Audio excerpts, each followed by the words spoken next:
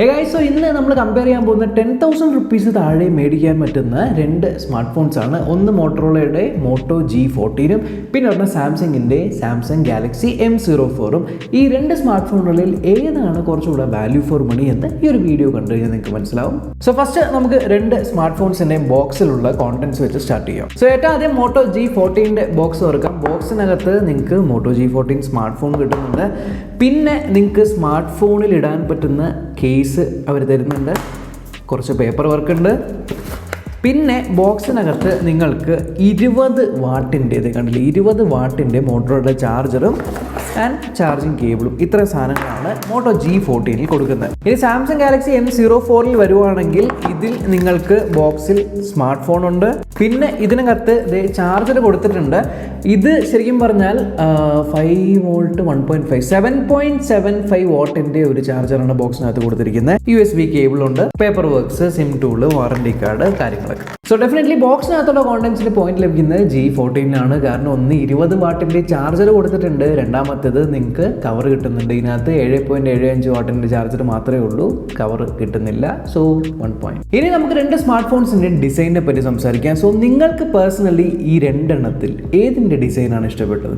ഇത് കണ്ടില്ലേ, ബോക്സി ഡിസൈനാണ്.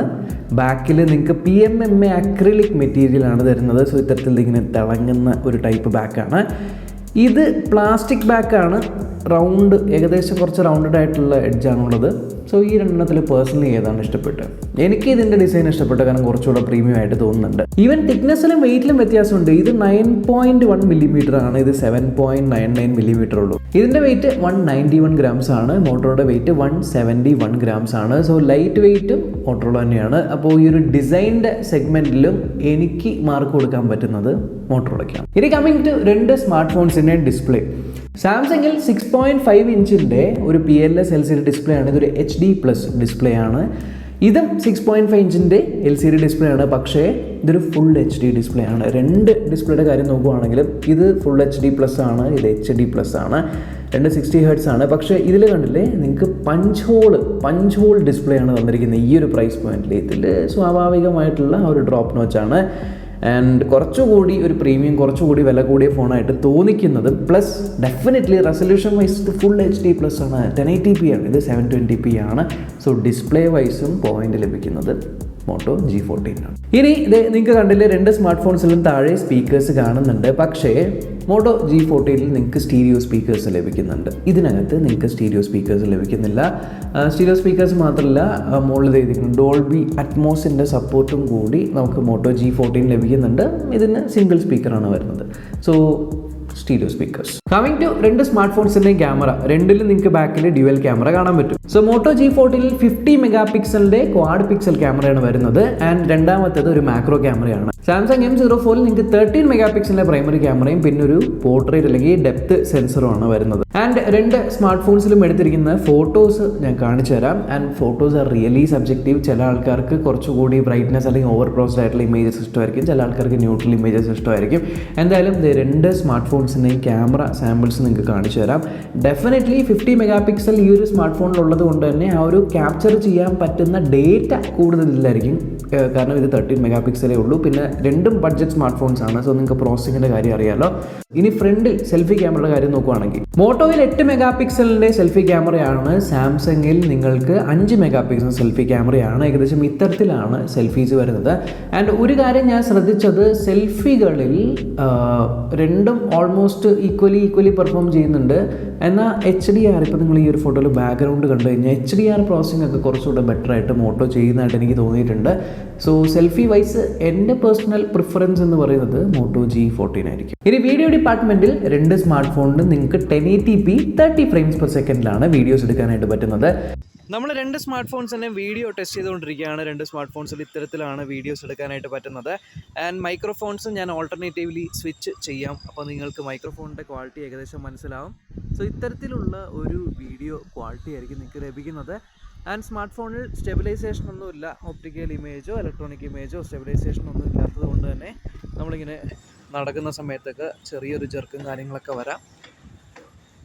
So this is the video quality on both smartphones. Okay. Okay, ഇനി നമുക്ക് കുറച്ച് നേരം ഇതിൻ്റെ സോഫ്റ്റ്വെയർസിനെ പറ്റി സംസാരിക്കാം. സോ ഇതിനകത്ത് ഇപ്പോൾ ഉള്ളത് ആൻഡ്രോയിഡ് 12 ആണ്. ആൻഡ്രോയിഡ് 12 1UI കോർ 4.1 ആണ്.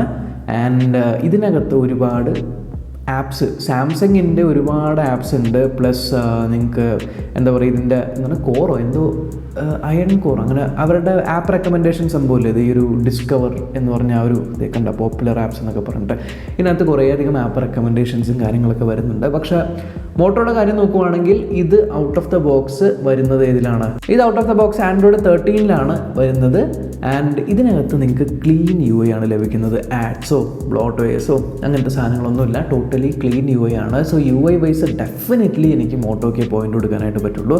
കാരണം ബ്ലോട്ട്വെയർസ്, അതേപോലെ തന്നെ ആപ്പ് റെക്കമെൻഡേഷൻസ് ആൻഡ് അപ്ഡേറ്റ്സിൻ്റെ കാര്യം നോക്കുവാണെങ്കിൽ ഇതിനകത്ത് ഇപ്പോൾ ആൻഡ്രോയിഡ് 13 1UI കോർ 5 അപ്ഡേറ്റ് വന്ന് കിടപ്പുണ്ട് ഇതിനകത്ത് ആൻഡ്രോയിഡ് 13.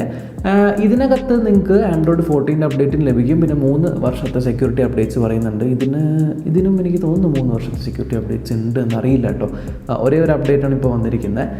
സോ അപ്ഡേറ്റ് വൈസും രണ്ട് സ്മാർട്ട് ഫോൺസും ഈക്വലി ഗുഡാണ്. പക്ഷേ ഇത് ഔട്ട് ഓഫ് ദ ബോക്സ് 13 വരുന്നു, ഇത് ഔട്ട് ഓഫ് ദ ബോക്സ് 12 വരുന്നത്. ഇനി പെർഫോമൻസ് വൈസ് ഈ രണ്ട് സ്മാർട്ട് ഫോണിലും വരുന്ന പ്രോസസ്സർ ഇതിനകത്ത് യൂണിസോക്കിൻ്റെ T616 പ്രോസസ്സറാണ്. ആൻഡ് ഇതിനകത്ത് നിങ്ങൾക്ക് മീഡിയാടെക്കിൻ്റെ ഹീലിയോ P35 ആണ് വരുന്നത്. ആൻഡ് രണ്ടിൻ്റെയും ഞാൻ മറ്റേ AnTuTu സ്കോർസ് റൺ ചെയ്ത് നോക്കി. സോ ഇതാണ് സ്കോർ. മോട്ടോ G14 നിങ്ങൾക്ക് 2,79,000 വരുന്നുണ്ട്. ഇതിനകത്ത് 1,54,000 ആണ് വരുന്നത്. സോ ഡെഫിനറ്റ്ലി യൂണിസോക്കിൻ്റെ പ്രോസസ്സർ, പല ആൾക്കാരും യൂണിസോക്കിൻ്റെ പ്രോസസ്സറാണ്, അതെങ്ങനെയുണ്ട് പെർഫോമൻസ് എന്ന് ചോദിക്കാറുണ്ട്. ആൻഡ് കാണാനായിട്ട് പറ്റുന്നുണ്ട്, നല്ലൊരു ഇമ്പ്രൂവ്മെൻ്റ് ഉണ്ട്. അതായത് ഒരു 2.7 lakhs എന്നൊക്കെ പറഞ്ഞാൽ ഒരു 10,000 rupees ഫോൺ അത്യാവശ്യം നല്ല പെർഫോമൻസ് വരുന്നുണ്ട്. 1.5 lakhs എന്ന് പറയുമ്പോൾ it's not that great performing. So performance വൈസും മോട്ടോ G14 ആണ് കുറച്ചുകൂടി ബെറ്റർ ആയിട്ടുള്ളത്. ഇനി വേറെ രസകരമായിട്ടുള്ള കാര്യം എന്താ അറിയോ, ഈ ഒരു സ്മാർട്ട് ഫോണിനകത്ത് IP റേറ്റിംഗ് ഉണ്ടെന്നുള്ള IP52, അതായത് വാട്ടർ റെപ്പലൻ്റ് ഡിസൈനാണ്. IP52 റേറ്റിംഗ് ഉണ്ട്. ഇതിനങ്ങനെ IP റേറ്റിംഗ് ഒന്നുമില്ല. ആ രണ്ട് സ്മാർട്ട് ഫോൺസിൻ്റെ റാം റോം വേരിയൻസ് നോക്കുവാണെങ്കിൽ 4GB RAM ആണ് വരുന്നത്. ആൻഡ് 120GB ഇൻറ്റേർണൽ സ്റ്റോറേജ് വരുന്നുണ്ട്. പക്ഷേ മോട്ടോ G14 കണ്ട വേറൊരു അഡ്വാൻറ്റേജ് ഇതിനകത്ത് ഇല്ല എന്നുള്ളത് ഈ സൈഡിൽ കാണുന്ന ഫിംഗർ പ്രിൻറ്റ് സെൻസറാണ്. ഇതിനകത്ത് നിങ്ങൾക്ക് ഈ ഒരു പ്രൈസ് പോയിന്റിൽ ഫിംഗർ പ്രിൻറ്റ് സെൻസർ ലഭിക്കുന്നുണ്ട്. ഇതിനകത്ത് ഈ ഒരു പ്രൈസ് പോയിന്റിൽ നിങ്ങൾക്ക് ഫിംഗർ പ്രിൻറ്റ് സെൻസർ ലഭിക്കുന്നില്ല. പാറ്റേൺ അല്ലെങ്കിൽ പിൻ അല്ലെങ്കിൽ ഫേസ് അൺലോക്ക്. ഇതിനകത്ത് പാറ്റേൺ പിന്നെ ഫേസ് അൺലോക്ക് എന്ന ഫിംഗർ പ്രിൻറ്റ് സെൻസറും കൂടി ലഭിക്കുന്നുണ്ട്.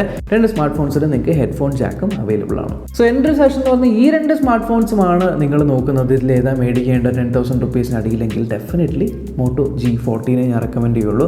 കാരണം ആ ഒരു കൊടുക്കുന്ന എമൗണ്ടിൽ ഇത് അത്ര വാല്യൂ ഫോർ മണി ആയിട്ട് തോന്നുന്നില്ല ഇതിനെ അപേക്ഷിച്ച്. ആൻഡ് നമുക്ക് പല കാര്യങ്ങളും എക്സ്ട്രാ ആയിട്ട് ഇതിനകത്ത് കിട്ടുന്നുണ്ട്. ബേസിക്കലി എന്താണ്, നമുക്ക് ബോക്സിനകത്ത് തന്നെ സ്റ്റാർട്ട് ചെയ്യുവാണെങ്കിൽ ചാർജർ ലഭിക്കുന്നുണ്ട്, അത് 20 watt. പിന്നെ ഇതിനകത്ത് കൂടെ കേസ് ലഭിക്കുന്നുണ്ട്. പിന്നെ ഈ ഒരു സ്മാർട്ട് ഫോണിൽ ഫിംഗർ പ്രിൻറ്റ് സെൻസർ വരുന്നുണ്ട്. ഏറ്റവും വലിയ വ്യത്യാസം സ്ക്രീന് ഫുൾ HD+ ആയിട്ടുള്ള സ്ക്രീൻ ഉണ്ട്. ഇത് HD+ ആയിട്ടുള്ള സ്ക്രീനാണ്.